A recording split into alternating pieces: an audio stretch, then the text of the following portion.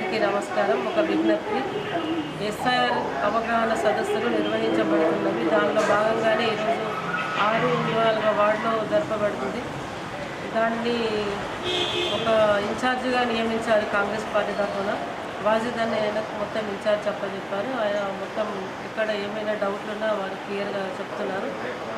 అలాగే వార్డు వైజ్గా బిఎల్ఏను కూడా అపాయింట్మెంట్ చేశారు.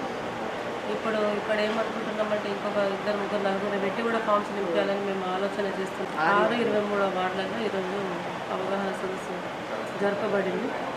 దాంట్లో వాజిద్ గారు వీళ్ళకున్న డౌట్లన్నీ క్లియర్ చేశారు. అలాగే అన్ని వార్డు వైజ్ మొత్తం కంప్లీట్గా చేస్తాము.